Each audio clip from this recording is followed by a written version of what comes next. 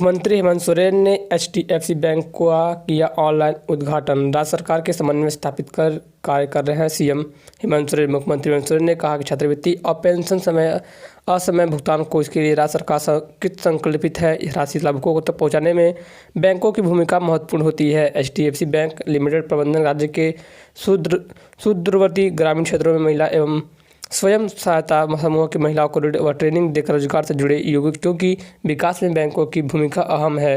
वे शुक्रवार को झारखंड मंत्रालय में एचडीएफसी बैंक की रांची के लाइन टैंक रोड व सिंह मोड़ शाखा का ऑनलाइन उद्घाटन समारोह किया। उन्होंने कहा कि आज अधिक से अधिक किसानों को किसान क्रेडिट कार्ड उपलब्ध कराना राज्य सरकार की प्राथमिकता है।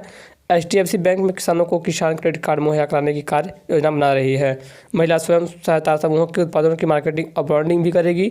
इस दिशा में बैंजिन तैयार भी करेंगे। इन दोनों ब्रांच के शुभारंभ रांची में एचडीएफसी बैंक लिमिटेड की 14वीं शाखाएं कार्यरत हो चुकी हैं।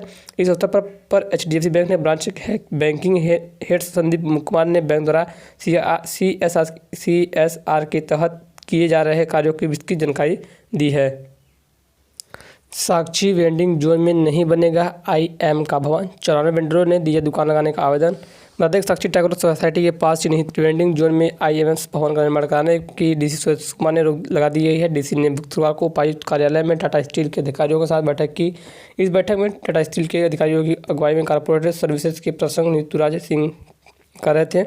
डीसी ने कहा जिस स्थान पर वेंडिंग जोन के लिए पूर्व में चिन्हित कर जेएनसी को दिया गया है उस स्थान पर आईएमएम भवन का निर्माण की परिस्थितियों में किया जा रहा है। इन पर रिपोर्ट दें। जेटेड पास अभ्यर्थियों के लिए 21 तक नियुक्ति की अधिसूचना नहीं देने पर 22 से आमरण अनशन करने के लिए अभ्यर्थी तैयार हैं।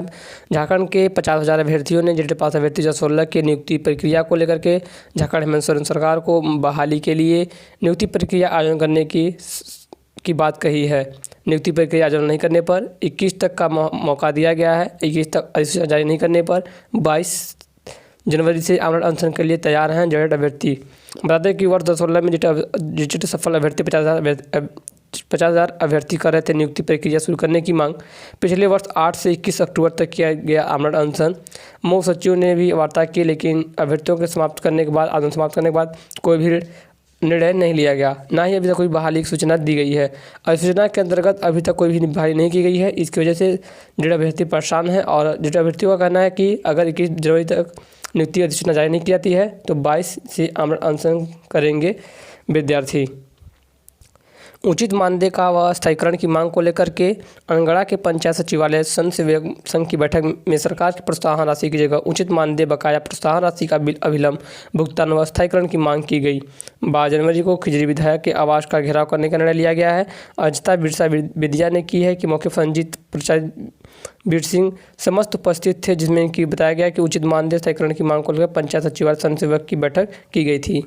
बिरसा चौक पर संविदा कर्मियों का धरना प्रदर्शन जारी है। 14वें वित्त आयोग पंचायती राज कर्मी संघ का बिरसा चौक पर चल रहा धरना जारी है। सरकार का कोई भी प्रतिनिधिमंडल अब तक उन्हें समायोजित करने के संबंध में लिखित देने के लिए तैयार नहीं है। संघ ने बताया गया कि हम सभी की सरकार समायोजन करेगी, यहाँ हमारा पूर्ण भरोसा है, लेकिन अब तक हमारी सुध लेने के लिए कोई भी नहीं आया।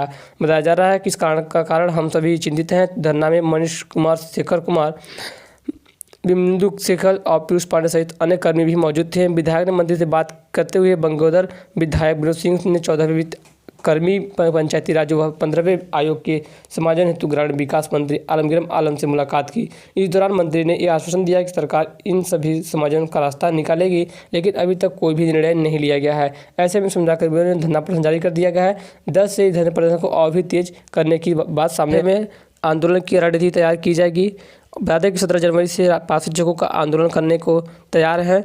10 फरवरी को मुख्यमंत्री आवास घेरेंगे और 17 जनवरी से आंदोलन की तैयारी है, जिसमें विधायकों का आवास घेराव किया जाएगा, जिनमें कि मानदेय स्थायीकरण को लेकर के नियुक्ति की प्रक्रिया चालू करने की बात सामने आई है। बकाया मानदेय, साथ में मानदेय वितरण और अस्थायीकरण को और नई नियमावली तैयार करने की बात सामने आ रही है, जिसमें कि मुख्यमंत्री हेमंत सोरेन ने सरकार बनने के 3 महीने बाद ही अस्थायीकरण और वेतनमान के लिए बात सामने रखी थी। लेकिन अभी तक पास शिक्षकों के लिए कोई भी निर्णय नहीं लिया गया है, ना ही वेतनमान के लिए, ना ही उनके अस्थायीकरण को लेकर के, जिसकी वजह से पास शिक्षकों ने सभी समस्त प्रखंड पास शिक्षक एकीकृत संघ पास शिक्षक संघर्ष मोर्चा ने 10 जनवरी से 10 जनवरी को बैठक बुलाई है। इस बैठक के दौरान सभी पारा शिक्षकों को रणनीति तैयार की जाएगी आंदोलन करने के लिए, और साथ में 17 जनवरी से आंदोलन का उद्घाटन भी किया जाएगा। सूबे के 188 CHC पर टीके का ड्राई रन सफलतापूर्वक जारी कर दिया गया है। राज्य के सभी जिलों में 188 सामुदायिक स्वास्थ्य केंद्र में शुक्रवार को कोविड टीकाकरण का सफलतापूर्वक ड्राई रन पूरा किया गया। स्वास्थ्य विभाग के प्रधान सचिव डॉक्टर नितिन कुलकर्णी ने कहा कि कहीं से कोई भी शिकायत नहीं मिली है। झारखंड टीकाकरण के लिए तैयार है, वैक्सीन मिलते ही टीकाकरण शुरू हो जाएगा। वहीं स्वास्थ्य मंत्री बन्ना गुप्ता ने बताया कि टीकाकरण का पूरा एक्सरसाइज सफल रहा। उन्होंने बताया कि पूरी व्यवस्था चाक चौबंद है। पहले चरण में हम लोगों ने 125 लाख से ज़्यादा स्वास्थ्य कर्मियों को टीका लगाने की तैयारी कर ली गई है। JPSC सिविल सेवा परीक्षा का पैटर्न बदला गया। झारखंड लोक सेवा आयोग JPSC ने सिविल सेवा परीक्षा पैटर्न में बदलाव किया है। सिविल सेवा प्रारंभिक परीक्षा अब 2 प्रश्नों पत्रों में कुल योग पर कोटिवार मार्क्स की गणना होगी। यानी आरक्षित कोटों के अभ्यर्थियों को अब PT के 2 पेपर यानी 200 अंक की परीक्षा में कुल मिलना होगा 40% क्वालिफाई करने के लिए। प्रत्येक प्रश्न पत्र 40% क्वालिफाई मार्क्स लाना अनिवार्य था। इसी तरह मुख्य परीक्षा में प्रश्न पत्र 4, 5 और 6 कुल मिला के 200 अंक यानी कि 800 अंक के होने वाले हैं। वहीं द्वितीय प्रश्न पत्र भाषा विषय 150 नंबर के होंगे। इसमें से कुल 17 भाषाओं को शामिल किया गया है। इस तरह मुख्य परीक्षा कुल 950 अंकों यानी 800 अंकों और 150 अंकों की होगी। इंटरव्यू 100 अंकों का होगा। प्रश्न पत्र हिंदी अंग्रेजी माध्यम में किया जाएगा। क्वालिफाई करने के लिए कम से कम 30 अंक लाना अनिवार्य होगा। हालांकि इसका अंक अब मेरिट लिस्ट पर निर्धारित भी किया जाएगा। यानी मुख्य परीक्षा में कुल 1050 अंक के आधार पर ही अनारक्षित मेरिट लिस्ट तैयार होगा। पिछली परीक्षा में पूरे 1150 अंक पर मेरिट लिस्ट तैयार की गई थी। मुख्य परीक्षा में भी 5 पेपर के कुल पूर्णांक पर न्यूनतम अर्थात कुल अंक भी लाया गया था। मुख्य परीक्षा के नोटिस में लिस्ट जारी कर दिया गया है। आधार पढ़ने की PT रिजल्ट की तिथि के लिए 15 गुना आधार बनेगा, लेकिन मुख्य परीक्षा की मेरिट लिस्ट 2.5 गुना का आधार पर बनेगी। इसके बाद इंटरव्यू का आयोजन भी किया जाएगा। तो वही बता दें कि JPSC में अभ्यर्थी मेरिट लिस्ट से हटा कर 2 रिजर्व कैटेगरी का नहीं रहेगा पद। नियमानुसार अब अगर किसी रिजर्व कैटेगरी के अभ्यर्थी का चयन प्राप्तांक के आधार पर आरक्षित मेरिट लिस्ट में होता है तो वह अभ्यर्थी वापस रिजर्व कैटेगरी में चुने गए मनपसंद पद प्राप्त करने का हकदार होंगे। इसके लिए वह अनारक्षित मेरिट से हट जाएंगे। नियमानुसार अभ्यर्थी के अनारक्षित मेरिट लिस्ट से हटने के बाद उक्त पद पर रिजर्व कैटेगरी का ही नहीं रहेगा, बल्कि मेरिट लिस्ट को संशोधित करके उसमें अन्य योग्य अभ्यर्थी का भी शामिल किया जाएगा। झारखंड के मौसम को लेकर के तो ठंड से अगले 3 दिनों तक मिल सकती है राहत। झारखंड में आसमान में आज सिंह बादल छाए रहेंगे। राजधानी रांची में समेत राज्य के अन्य इलाके में 3 दिन में आंशिक बादल के बीच लोगों से गुनगुनी धूप का आनंद मिल सकता है। जम्मू कश्मीर की कश्मीरी विक्षोभ के सक्रिय रहने से अरब सागर में सर्कुलेशन बना रहता है।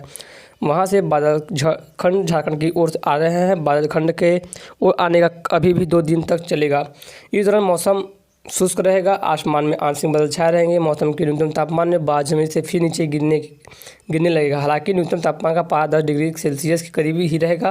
राज्य में सबसे उच्च अधिकतम तापमान जमशेदपुर में 33 डिग्री सेल्सियस और सबसे कम न्यूनतम तापमान चाईबासा में 15 डिग्री सेल्सियस रिकॉर्ड किया गया है।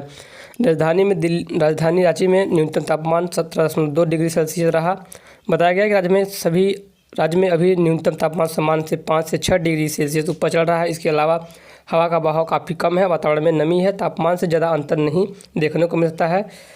होने की वजह है अंतर नहीं होने की वजह से ठंड में कमी आ सकती है। बेड को लेकर के तो राज्य में अभी नए संक्रमित 207 लोग मिले हुए हैं। झारखंड में शुक्रवार को कोरोना से संक्रमित 207 नए मरीजों की पुष्टि की गई है।